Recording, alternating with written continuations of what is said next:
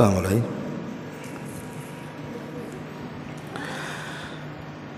Bismillahirrahmanirrahim. Assalamualaikum warahmatullahi wabarakatuh. Alhamdulillah wassalatu wassalamu ala Rasulillah wa ala alihi wa sahbihi wa mawalah wa la hawla wa la quwata illa billahi wa ba'du.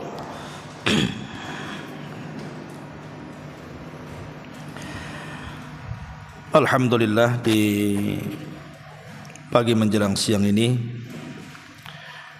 kita bisa kembali berkumpul di Masjid Nidaul Ilmi.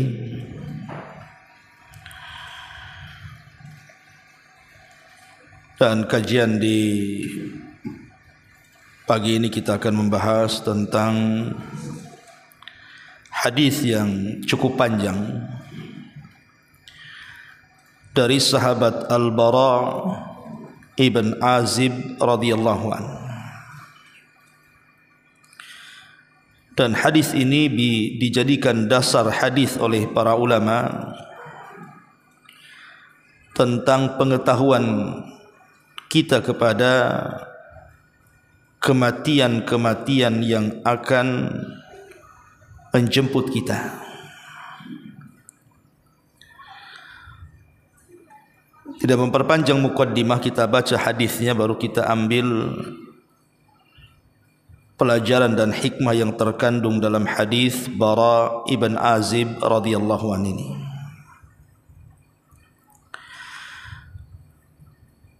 Ma'asyiral muslimat, ibu-ibu yang dimuliakan Allah Subhanahu wa taala. Di dalam hadis yang diriwayatkan oleh sahabat Al-Bara ibn Azib radhiyallahu anhu, dia berkata, "Kharajna ma'a Rasulillah sallallahu alaihi wasallam fi janazati rajulin minal ansar." Kata Bara bin Azib, kami keluar bersama Nabi sallallahu alaihi wasallam saat mengantarkan jenazah seorang laki-laki dari Ansar. Fantahaina ilal qabri, maka ketika kami sampai di areal kuburan, walamma yulhadu fajalasa Rasulullah sallallahu alaihi wasallam wa jalasna haulahu. Tapi ketika itu lahat belum digali, artinya jenazah belum bisa dimasukkan ke dalam liang kubur. Maka sambil menunggu lahat digali, Nabi SAW kemudian duduk dan kami pun duduk di sekitarnya. Wa ka'anna ala ru'usi inna tayra, seolah-olah di atas kepala kami ada burung-burung gagak. Wa fi yadihi 'udun yanquthu fil ardi, sedangkan di tangan beliau membawa dahan yang beliau pukulkan ke tanah. Fa rafa'a ra'sahu, maka Rasul pun mengangkat kepalanya. Faqala, maka Rasul sallallahu alaihi wasallam bersabda, "Ista'idzu billahi min adzabil qabri." Mintalah perlindungan kepada Allah dari azab kubur. Dan ini Nabi sallallahu alaihi wasallam katakan marrataini aw thalatha, 2 atau 3 kali terulang kalimat ista'idzu billahi min adzabil qabri. Mintalah perlindungan kepada Allah Subhanahu wa taala dari azab kubur. Dan seorang muslim harus meminta kepada Allah Subhanahu wa taala perlindungan dari azab kubur. Karena azab kubur itu sesuatu yang sangat mengerikan. Makanya dalam solat-solat kita, kalau ibu sedang salat baik wajib ataupun sunnah, maka dalam tasawuf terakhir itu kan ada syariat kita dianjurkan untuk berlindung dari 4 perkara. Salah satunya Nabi meminta kepada kita untuk berlindung dari azab kubur. Allahumma inni a'udzubika min azabil qabri. Ya Allah, aku berlindung kepadamu dari azab kubur. Makanya Nabi SAW sampai mengulang 3 kali kepada para sahabat, ista'idhu billahi min azabil qabri. Berlindunglah kepada Allah dari azab kubur. Thumma qala, kemudian Rasul katakan, innal abdal mu'mina idza kana fi inqita'in minad dunya wa ikbalin minal akhirati. Kata Nabi SAW, sungguh seorang hamba yang beriman,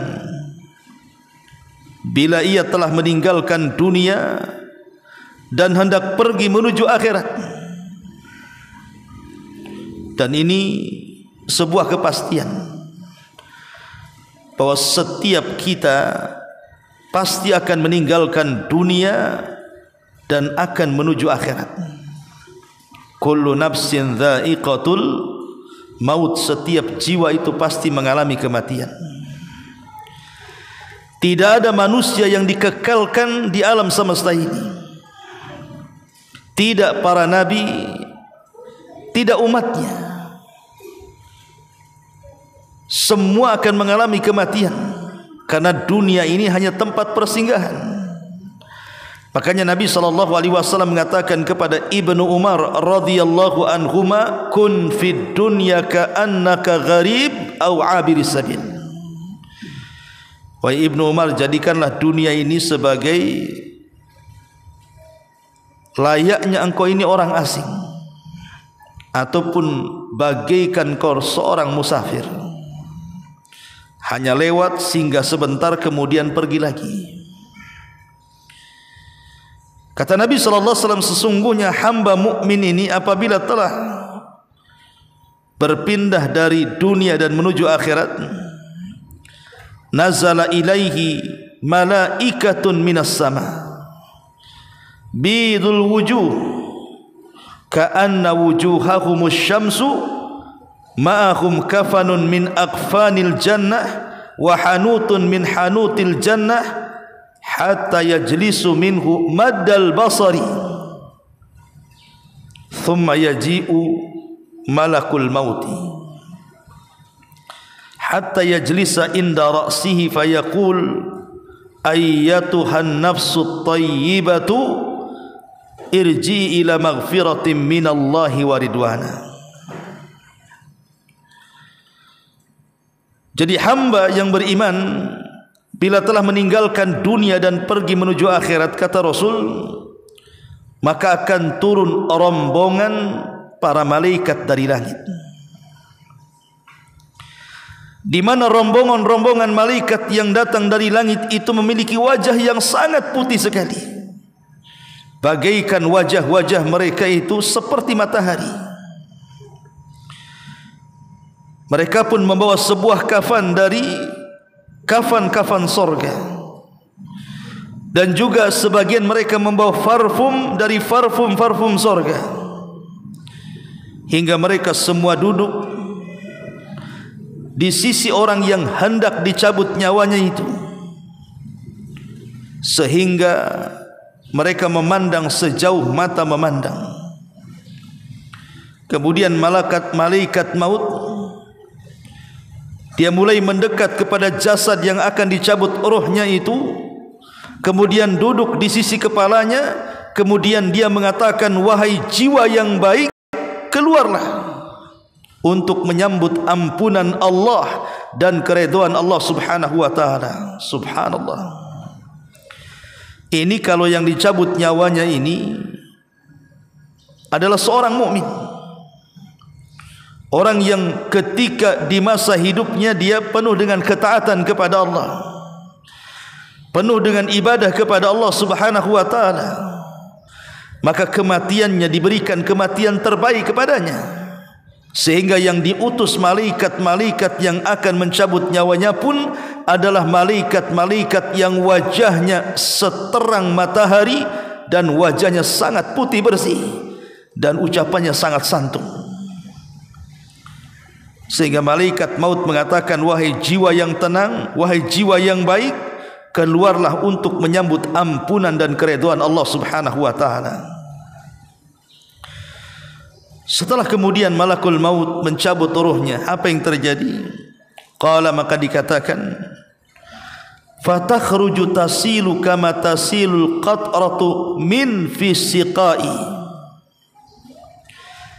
Fa idza akhadhaha lam yada'uha fi yadi tarafata 'ainin hatta ya'khudhuha fayaj'aluha fi dhalikal kafani wa fi dhalikal hanuti wa yakhruju minha ka'atyabi nafkhati miskin wujidat ala wajhil ardi.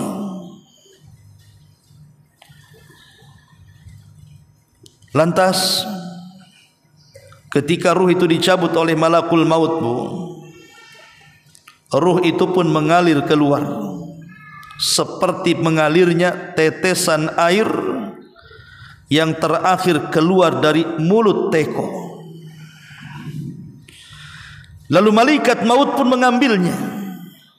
Ketika ia telah mengambilnya, para malaikat yang lainnya tidak membiarkan tetap dalam genggaman malakul maut. Mereka pun kemudian mengambilnya dengan sekejap mata, lalu langsung mengambilnya dan meletakkan di kain kafan dari sorga, kemudian dibalurkan dengan parfum dari sorga, sehingga ruh itu baunya seperti minyak wangi yang paling harum yang ada di permukaan bumi, kata Nabi SAW. Subhanallah. Ini bagian daripada nikmat kematian, di mana Nabi SAW memperlakukan dengan sangat-sangat lembut dan sopan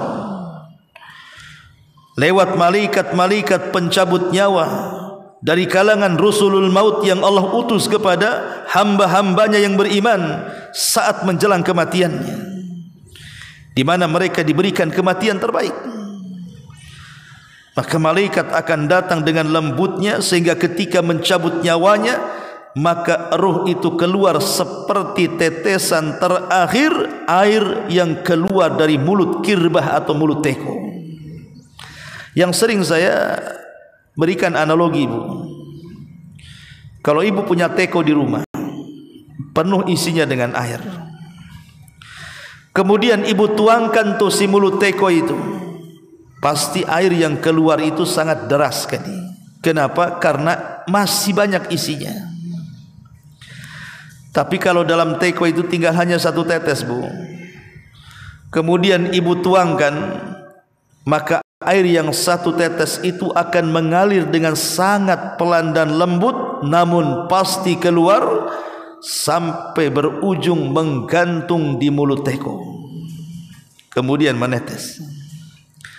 Begitulah ruhnya seorang mukmin saat dicabut, Bu, pelan, pelan, halus oleh malakul maut, sampai ketika ruh sudah berada di mulut orang yang beriman itu, maka malaikat langsung mengambilnya.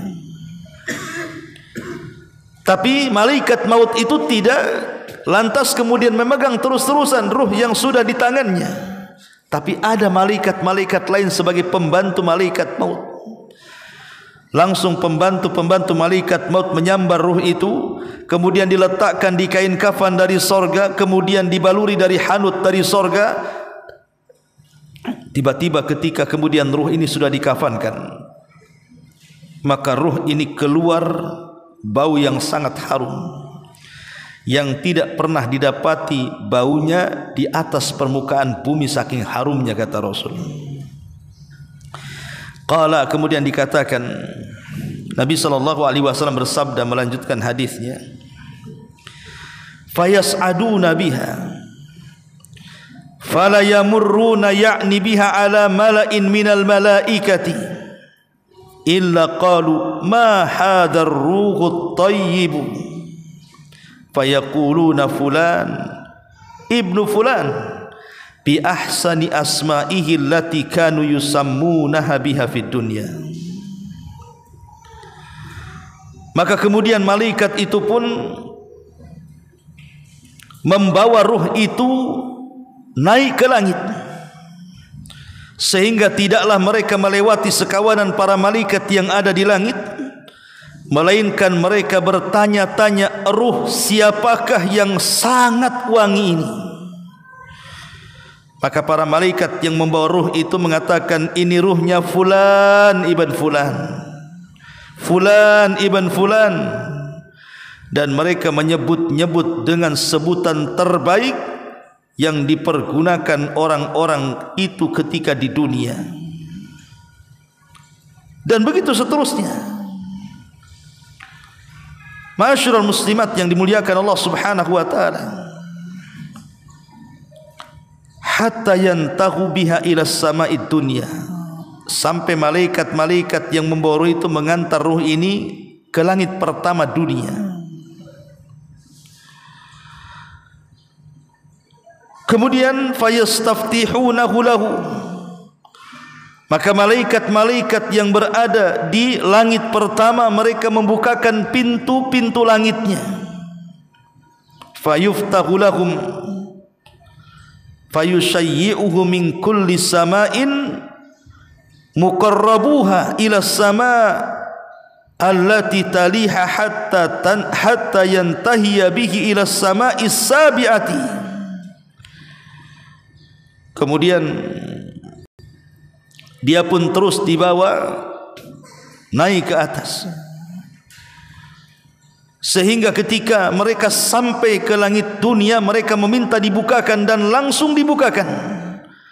Selanjutnya setiap penjaga langit tersebut mengantarkan mereka hingga ke langit berikutnya, sampai akhirnya mampu melewati langit ketujuh. Subhanallah, bagaimana ruh ini dimuliakan Allah Azza wa Jalla, sehingga bisa diangkat sampai lapisan-lapisan langit yang 7 itu. Ma'asyiral muslimat yang dimuliakan Allah Subhanahu wa taala, tapi begitulah Allah Subhanahu wa taala memuliakan ruhnya seorang mukmin, akan dinaikkan setinggi mungkin sesuai dengan keimanannya kepada Allah Subhanahu wa taala. Padahal kita tahu bahwa sekelas Nabi Idris alaihi salam Allah hanya angkat ke mana? Ke langit keempat. Nabi Isa hanya sampai di langit kedua. Itu semasa keduanya hidup, dan Isa masih hidup sampai sekarang, sementara Idris sudah meninggal. Dan itu pendapat yang kuat. Tapi ruhnya seorang mukmin walaupun dia bukan seorang nabi, Allah muliakan sehingga mampu naik melintasi setiap lapisan-lapisan langit sampai ke langit ketujuh. Setelah kemudian sampai di langit ketujuh, fayaqulullahu azza wa jalla, maka Allah Subhanahu wa taala berfirman kepada hamba mukmin tersebut, uktubu kitaba abdi fi illiyin wa'iduhu ilal ardi fa inni minha khalaqtuhum wa fiha u'idhuhum wa minha ukhrijuhum taratan ukhra. Kata Allah Subhanahu wa taala berfirman, tulislah catatan hambaku ini di tempat yang paling tinggi di sorga, fil illiyin. Kembalikanlah ruhnya ke dalam bumi, karena dari bumi itulah aku ciptakan dia, dan kepada bumilah aku kembalikan dia, serta daripada bumi itulah kelak aku akan membangkitkan dia kedua kalinya. Ma'asyiral muslimat yang dimuliakan Allah Subhanahu wa taala, maka akhirnya kemudian catatannya diangkat sampai ke tempat yang paling tinggi di Iliyin. kemudian rohnya seorang mukmin ini dikembalikan ke dalam jasadnya. Kemudian Nabi SAW melanjutkan sabdanya, fatu'adu ruhuhu fi jasadihi, maka ruhnya akan dikembalikan ke dalam jasadnya. Fayatihi malakani, maka akan datang kepadanya dua malaikat. Fayujlisanihi, maka keduanya akan mendudukkan orang ini. Fayaqulani lahu, dan keduanya akan menginterogasi orang ini. Kemudian keduanya mengatakan, man rabbuk, siapa Tuhanmu? Man rabbuk, siapa Tuhanmu? Fayaqul, maka orang yang beriman ini mengatakan, Rabbi Allah, Rabbku Allah. Fayaqulani lahu, maka keduanya berkata lagi, ma dinuk, apa agamamu? Fayaqul, maka hamba yang saleh ini mengatakan, diniyal Islam, agamaku adalah Islam. Fayaqulani lahu, maka keduanya berkata lagi, ma hadzal rajul alladzi bu'itsa fikum, tahukah kamu siapa orang yang telah diutus Allah kepada kalian ini? Fayaqul, maka dia mengatakan, huwa Rasulullah, huwa Rasulullah, dia adalah Rasulullah sallallahu alaihi wasallam. Fayaqulani lahu, maka keduanya berkata lagi, wa ma ilmuka, apa pengetahuanmu? Fayaqul, dia mengatakan, qara'tu kitab Allah, aku membaca Al-Quran. Fa amantu bihi, aku pun beriman dengan Quran. Wa saddaqtu, dan aku membenarkan Al-Quran.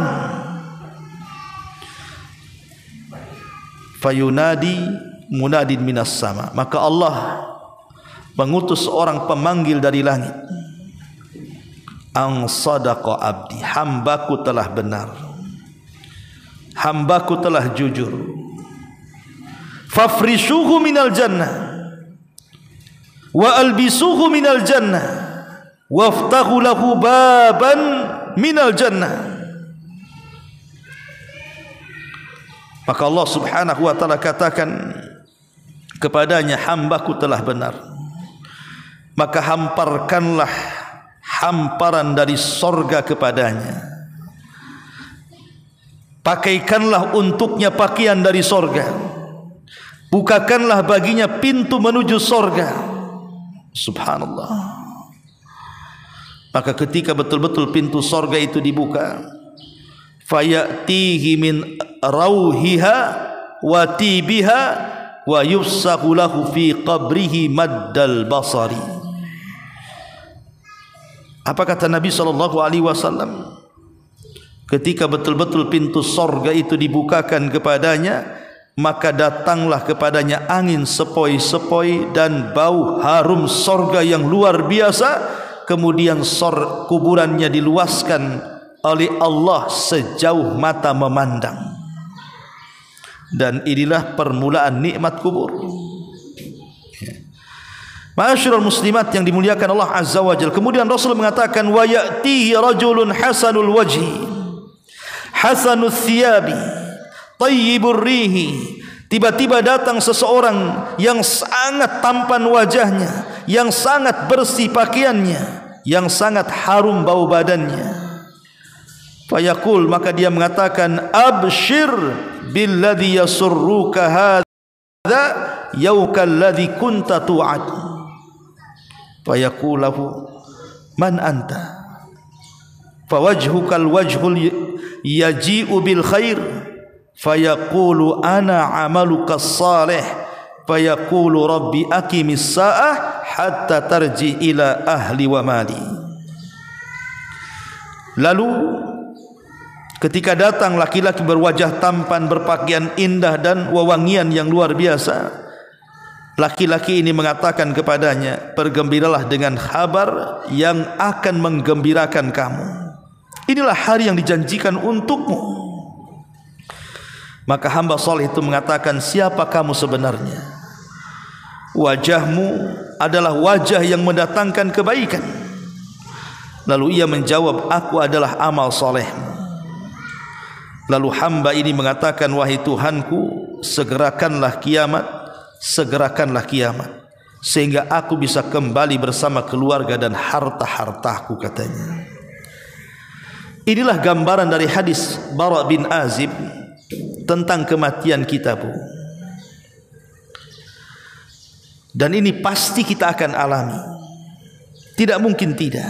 Kita akan melalui proses demi proses yang Nabi SAW sabdakan 14 abad yang silam, dan kita wajib membenarkan apapun yang dihabarkan Rasul, masuk di akal atau tidak masuk di akal. Kan ini perkara gaib yang harus kita imani. Jadi globalnya kata Nabi SAW, kalau saya, ibu atau siapapun meninggal dunia, maka saat-saat meninggal dunia itu datang rombongan malaikat, Bu. Satu malakul maut yang mencabut nyawa, yang lainnya itu disebut rusulul maut, penolong-penolong malaikat maut. Dan semua malaikat-malaikat rombongan kematian ini memiliki tugas masing-masing. Ada yang mempersiapkan kain kafan, ada yang mempersiapkan minyak wangi, ada yang menghembus-hembuskan kebaikan di telinganya, ada yang kemudian mendorong ruhnya dari jari jemari sehingga sampai di kerongkongan. Baru setelah itu tugas malaikat maut mencabutnya. Maka ketika kita dicabut nyawa kita dari mulut kita, Bu, maka pandangan kita akan mengikutinya. Lah baru saja ruh kita dicabut malakul maut, sekejap mata saja sudah beralih kepada malaikat yang lainnya. Kemudian diletakkan di kain kafan dari sorga, kemudian dibaluri dari minyak wangi dari sorga, sehingga tidak ada semerbak harum minyak wangi terbaik di atas permukaan bumi melainkan minyak wangi saat kematian kita, kalau kita seorang mukmin. Lah saat ruh kita sudah diletakkan di kain kafan dari sorga, sehingga harumnya membumbung sampai ke langit, dan setiap malaikat yang menciumnya bertanya, itu ruhnya siapa? Kemudian dikatakan ruhnya fulan ibn fulan, disebutkan dengan nama yang paling disukainya di dunia. Baru kemudian ruh itu diangkat, diketukkan langit pertama, kemudian dibukakan pintunya, naik lagi kedua, diketukkan pintu langit kedua, kemudian dibukakan pintunya, kemudian naik lagi ke langit ketiga, kemudian diketuk dan dibukakan pintunya sampai ke langit ketujuh. Kemudian diperjumpakan dengan Allah Subhanahu wa taala. Kemudian Allah katakan, letakkan kembali ruhnya ke dalam jasadnya di bumi, karena dari bumi kuciptakan ia, ke bumi pula aku kembalikan dia, dan kelak dari bumi pula aku bangkitkan dia, kata Allah. Maka kemudian Allah katakan, tapi catatannya letakkan di tempat tinggi di Iliyin di sorga, tapi ruhnya kembalikan.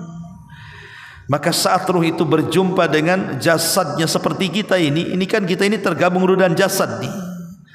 Seperti inilah kita berada di kuburan sendirian. Coba, Bu, ibu bisa bayangkan, seolah-olah ibu dikubur hidup-hidup, kemudian tak mati-mati dalam kuburan. Kira-kira perasaannya gimana tuh? Di saat menakutkan, tidak ada apapun, tiba-tiba dua malaikat Munkar dan Nakir datang dan bertanya, siapa Rabbmu? Karena dia seorang mukmin, dia bisa menjawab, Rabbku Allah. Apa agamamu? Islam agamaku. Tahukah kamu siapa orang yang diutus kepadamu? Dia mengatakan, huwa Rasulullah. Dia adalah Rasulmu. Bagaimana pengetahuanmu? Al-Quran.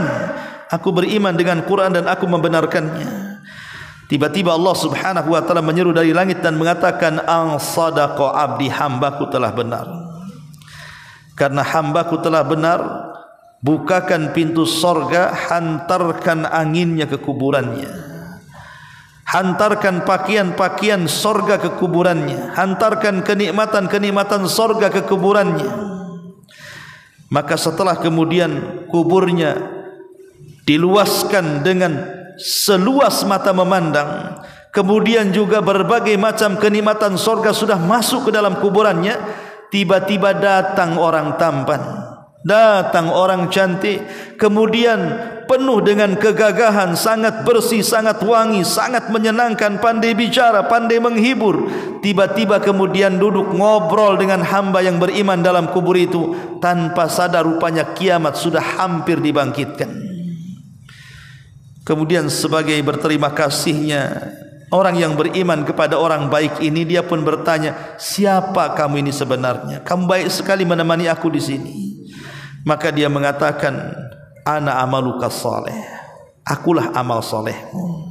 Jadi amal soleh kita akan menjelma manusia dan menemani kita dalam kuburan kita.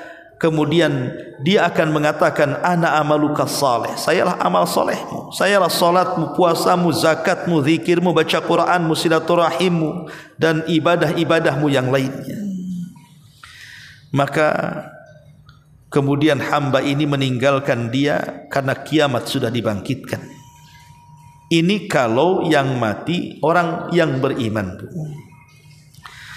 Tapi kalau yang mati bukan orang yang beriman, tentu beda lagi kondisinya. Kata Nabi SAW, wa innal abdal kafir idza kana fi inqita'in minad dunya wa ikbalin minal akhirati.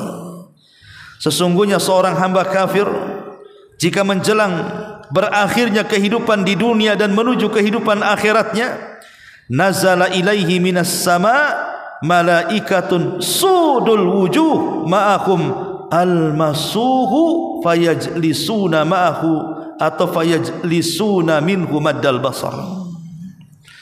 Maka turunlah rombongan para malaikat yang lainnya dengan wajah yang sangat hitam dan buruk dan menakutkan.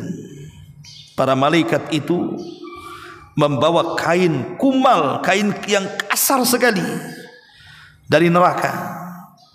Maka para malaikat itu pun duduk di dekatnya dengan duduk sejarak pandangan matanya. Summa yaji'u malakul maut, datanglah malaikat maut, hatta yajlisa inda ra'si, sehingga dia duduk di sisi kepalanya. Fayaqul, maka malaikat maut mengatakan, ayyatuhan nafsul khabithah ukhruji ila sahati minallahi wa ghadabi. Maka malaikat maut membentak orang ini dan mengatakan, hei ruh yang buruk, keluar menuju kemarahan dan kemurkaan Allah Subhanahu wa taala. Apa yang terjadi? Qala fatufarraq fi jasadihi fayantazi'uha kama yuntaza'us safud minas sufil mablul fayakhudhuha fa idza akhadhaha lam yada'uha fi yadihi tarfata ainin hatta yaj'aluha fi tilkal masuh wa yakhruju minha ka'antani rihin jifatin wujidat ala wajhil ardi. Maka setelah kemudian malaikat maut membentaknya dan mengatakan, keluarlah jiwa yang buruk menuju kemarahan dan kemurkaan Allah, maka ruh itu pun bercerai-berai, terpisah satu dengan yang lainnya dalam jasadnya. Malaikat maut pun mencabut ruh itu bagaikan dicabutnya besi bengkok untuk membakar daging dari bulu domba yang basah. Kemudian segera diambil ruh itu oleh malaikat maut dan tidaklah ditinggalkan sekejap mata pun, sehingga diletakkan pada kain kasar dari neraka. Keluarlah aroma busuk bagaikan bangkai yang buruk yang pernah ditemukan di permukaan bumi, kata Nabi SAW.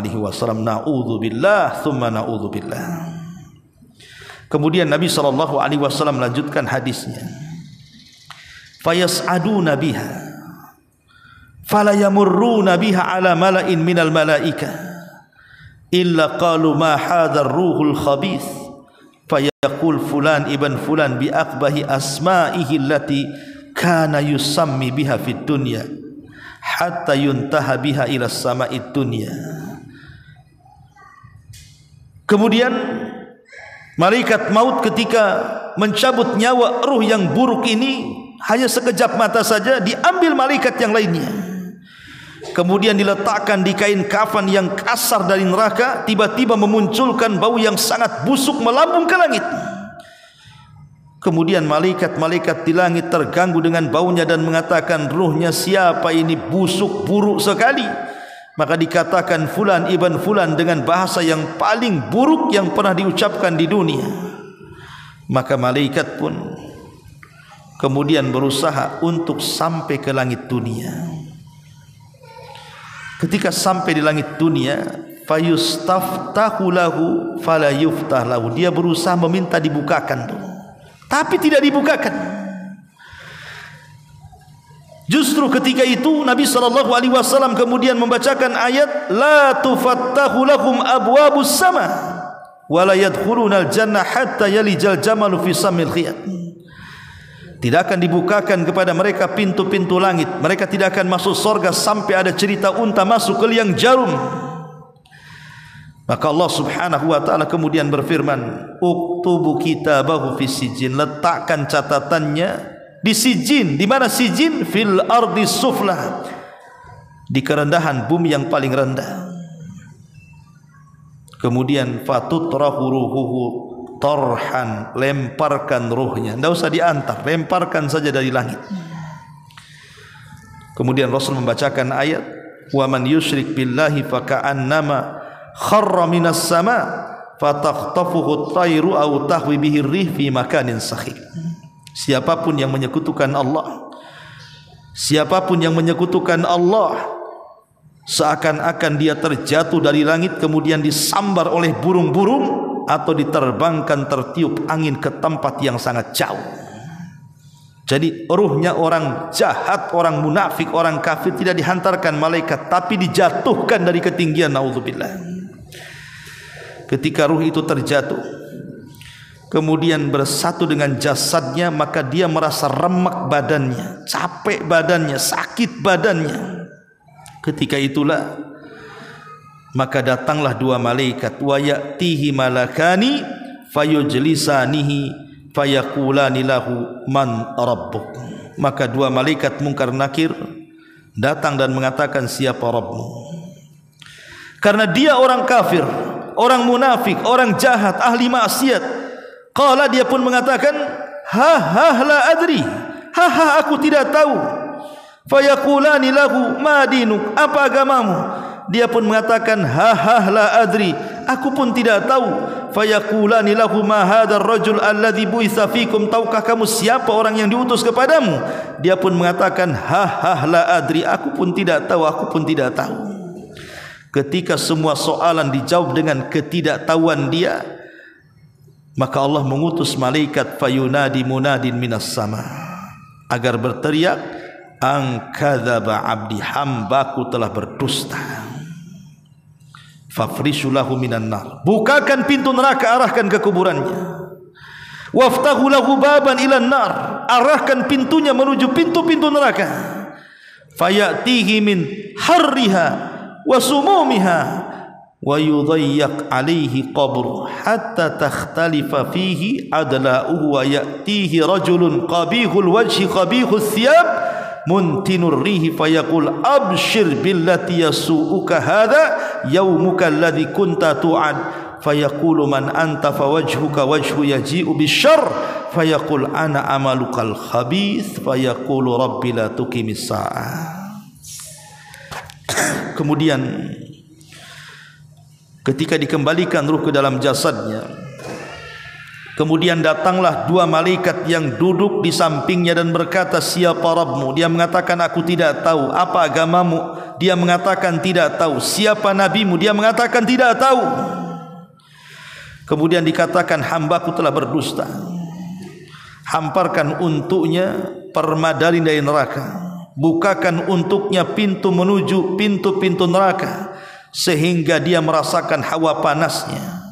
Disempitkan kuburannya hingga tulang-tulang rusuknya berantakan. Kemudian datanglah seorang laki-laki yang berwajah sangat buruk, berpakaian busuk, dan berkata, bergembiralah dengan hal-hal yang membuat sedih engkau selamanya. Ini adalah hari burukmu yang sebelumnya telah dijanjikan Allah untukmu.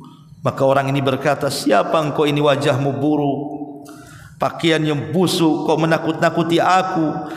Kemudian laki-laki ini berkata, aku amal burukmu, aku zinahmu, aku mencurimu, aku korupsimu, aku dustamu, aku gibahmu, akulah celaanmu, laknatmu, dan dosa-dosamu yang lainnya. Akulah amal burukmu. Maka orang ini langsung mengatakan, ya Rabb, Jangan engkau tegakkan hari kiamat, jangan engkau tegakkan hari kiamat, karena dia tahu bahwa setelah kiamat azab bagi dia jauh lebih buruk dibandingkan dalam kuburnya.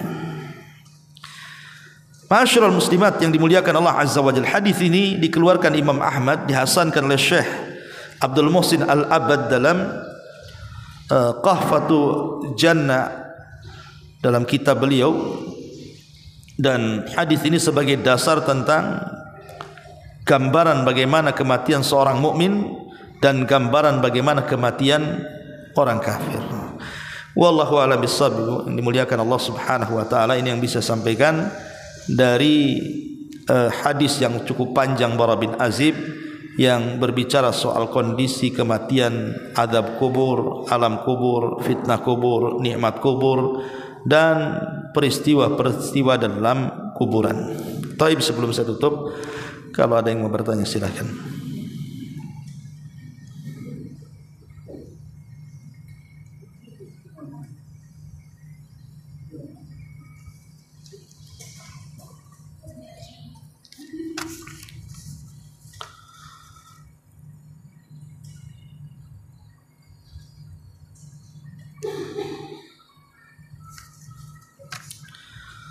Assalamualaikum warahmatullahi wabarakatuh. Waalaikumsalam warahmatullahi wabarakatuh.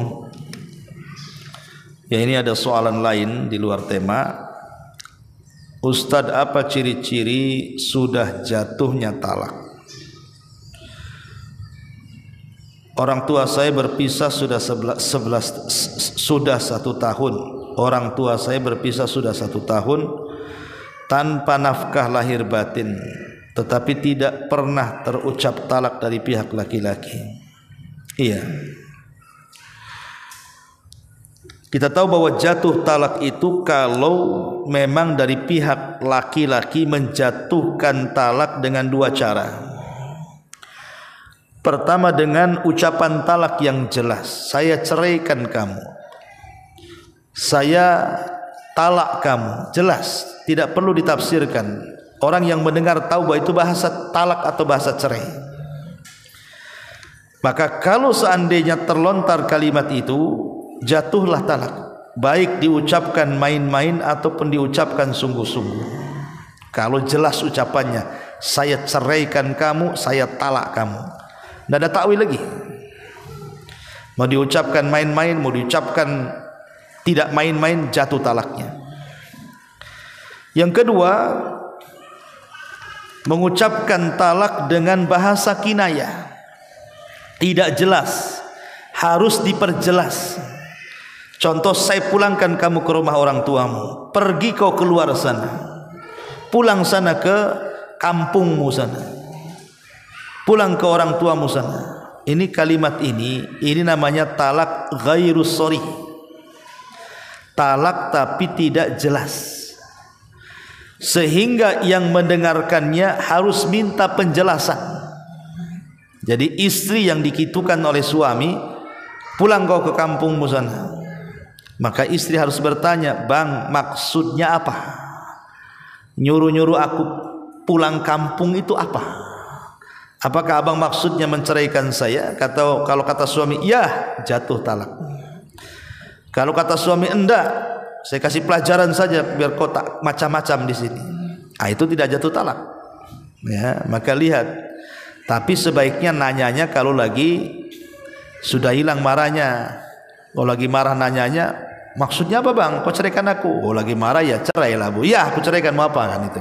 Jadi nanyanya itu maksudnya ketika suaminya sudah reda marahnya, baru ibu dekat dia, halus-halus ngomong, apa sih bang maksud kemarin itu saya suruh pulang kampung? Oh enggak, kata abang, kok ambil salak di kampung itu lagi panen. Bukan yang lain nanti suami itu ngomongnya bu. Ya, jadi itu harus dipahami. Lah kalau tidak ada 2 perkara ini ya belum talak namanya. Itu namanya menggantung. Dalam Islam tak boleh menggantung. Harus jelas status, mau dilanjutkan pergauli dengan cara baik, tidak dilanjutkan ceraikan dengan cara baik. Ustadz, saya sudah minta cerai, tak mau dicerai-ceraikan. Disinilah ibu sudah boleh khulu namanya ya, menggugat cerai.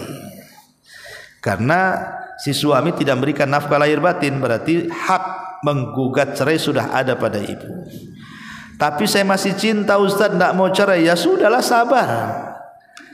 Ya, kalau masih cinta doakan suaminya supaya dapat hidayah dan kembali. Wallahu a'lam. Baik, pertanyaan kedua, Ustaz, bagaimana kami harus bersikap jika sudah kasih makan ke tetangga, tetapi tetangga tersebut langsung bilang ke kami kalau makanan yang kami kasih itu dibuangnya. Apakah kami harus tetap kasih lagi atau bagaimana seharusnya? Ya, kalau dia bilang terang-terangan dibuang, ya ndak usah Bu Mubazir. Ya, ndak usah. Kalau jelas-jelas dia ngomong, ngapain kau kirim makanan ke rumahku, udah kubuang. Nah, jelas-jelas dia mau kubuang. Kalimat kubuang ini maksudnya apa? Kubuang ke perut atau kubuang ke tong sampah? Ya, kalau dibuang ke perut ya nggak apa-apa, kasih lagi, bahasa kasar aja, dia udah kubuang.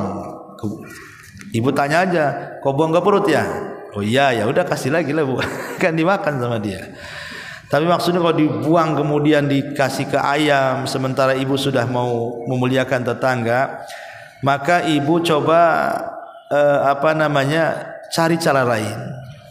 Dekat tetangga itu kan tidak mesti harus ngasih makanan kan Bu. Ya, dengan cara lain, dengan cara mengucapkan salam, memuji dia, ya, meminta maaf dan begitu seterusnya gitu ya. Jadi kalau jelas-jelas kemudian makanan ibu dibuang, maka gak usah dikasih lagi Bu. Mubazir ya. Tapi bagaimana Ustaz, saya ingin berbuat baik kepada dia, dia pula berbuat jahat kepada saya. Sabar Bu, karena ada hadis yang mengatakan ketika ada seorang sahabat datang kepada Rasul, saya ini sudah berusaha menyambung silaturahim dengan keluargaku, tapi keluargaku memutusnya. Aku berusaha baik, dia pun jahat kepadaku. Apakah harus gimana aku ini? Maka Rasul mengatakan, kalau engkau benar ucapanmu, maka engkau akan dapat perlindungan Allah. Engkau akan dijaga dari keburukan mereka. Wallahu a'lam. Bismillah. Apabila seorang meninggal dunia dalam husnul khatimah, meninggal ketika sholat, apakah dosa-dosa sebelumnya terhapus semuanya dan kelak langsung dimasukkan ke dalam surga tanpa hisab dan tanpa diazab dulu di neraka, padahal sebelumnya semasa hidupnya sering melakukan maksiat dan sangat jarang beribadah? Iya, tidak mustahil orang yang ketika di dunia itu banyak maksiat, kemudian mati, Allah berikan kematian terbaik. Seperti Usairim, dia orang musyrik, tidak pernah ibadah, tapi sekali masuk Islam langsung jihad, kemudian mati syahid. Kata Rasul, aku melihat Usairim di sorga. Ataupun tukang-tukang sihir Fir'aun, sepanjang hidupnya mereka melakukan kesyirikan, tapi kemudian ketika berduel dengan Musa kalah, mereka tobat kepada Allah, kemudian mereka dibantai Fir'aun, maka Allah masukkan mereka ke dalam sorga. Jadi tidak mustahil bahwa ada orang-orang yang ketika di dunia itu jelek kemudian bertobat di akhir hayatnya. Makanya Rasul mengatakan al-a'mal bi khawatimiha. Amal itu ditentukan akhirnya. Kalau akhirnya baik, husnul khatimah, insyaallah dia akan dapat kebaikan. Adapun apakah dosa-dosa sebelumnya terhapus, wallahu alam. Tapi kita kan hanya melihat zahirnya saja. Kalau dia mati sedang salat berarti matinya baik. Kalau dia mati sedang berpuasa berarti matinya baik. Kalau dia mati sedang membaca Quran berarti matinya baik. Kalau dia mati ketika membaca la ilaha illallah maka matinya baik. Wallahu a'lam. Itu zahirnya husnul khatimah. Dan husnul khatimah pasti akan diberikan kebaikan kepada Allah Azza wa Jalla. Apakah dia masuk surga tanpa hisab? Ya tidak, karena orang-orang yang masuk surga tanpa hisab itu ada kelompok-kelompoknya. Seperti 70.000 orang yang masuk surga tanpa hisab itu kan ada sifat-sifatnya. Dia tidak minta ruqyah, dia tidak minta kai, dia bertawakal kepada Allah, dia tidak tatayur dan begitu seterusnya. Dan ini bukan pembatasan, karena ada amalan-amalan lain juga yang menjadikan orang masuk surga tanpa hisab dan tanpa azab. Tapi yang jelas bahwa kematian baik atau husnul khatimah itu akan meringankan dia baik dalam kuburnya ataupun setelah kiamat dibangkitkannya. Sampai kapan pahala wakaf tempat ibadah musolah mengalir kepada pemberi wakaf? Sewaktu memberi wakaf masih hidup alhamdulillah musolah tersebut aktif digunakan untuk sholat berjamaah dan kajian. Tapi setelah pemberi wakaf meninggal, musolah tersebut jarang digunakan untuk kegiatan. Apakah pahalanya tetap mengalir kepada beliau? Iya, tetap mengalir selama yang diwakafkan itu masih berlaku. Umpamanya orang wakaf keramik, ya selama keramik ini terus dipakai, maka pahalanya akan sampai terus mengalir. Tapi kalau sudah dibongkar, ganti keramik yang lainnya, kalau memang keramik ini dialihkan ke tempat lain yang bermanfaat, ya tetap mengalir juga kan. Ya, tetapi kalau seandainya kemudian anggaplah keramik dibongkar, dibuang, kemudian diganti keramik yang lainnya, maka insya Allah masih mengalir kebaikan niatnya kepada Allah Subhanahu wa ta'ala, masih mengalir kan ya. Cuman zahirnya kalau sudah tidak dipergunakan berarti kan sampai di situ wakaf orang tersebut gitu ya. Tapi apakah kemudian pahalanya akan hilang dengan hilangnya barang wakaf yang di tempat tersebut? Wallahu a'lam. Wallahu a'lam. Ya, mudah-mudahan tidak terputus dengan terputusnya wakaf. Tetap ajrun ghairu mamnun, pahala yang terus mengalir ya. Karena itu bagian daripada amal saleh. Boleh jadi mungkin dengan dia memberikan wakaf dicontoh orang, akhirnya dia bukan hanya mendapatkan pahala wakaf, tapi juga orang yang mencontohnya. Kita ngasih contoh wakaf keramik, datang pula orang ngasih contoh, karena tercontoh oleh kita, akhirnya dia wakaf tiang, dia wakaf atap, dia wakaf macam-macam dalam masjid itu kan. Lah ketika kita berikan contoh pertama, kemudian orang itu kemudian mengikuti contoh kita, itulah pahala yang mengalir juga bagi kita. Man sanna sunnatan hasanatan falahu ajruha wa ajru man amila ba'dahu la yanqusu min ujurihim syai'a. Kata Rasul, siapa yang memberikan contoh terbaik kemudian diikuti, maka dia mendapatkan pahala tanpa mengurangi pahala mereka sedikit pun. Wallahu a'lam. Ya, saya kira cukup sampai di sini. Subhanaka bihamdika asyhadu an la ilaha illa anta astaghfiruka wa atubu ilaik. Allahu taala a'lam. Assalamualaikum warahmatullahi wabarakatuh.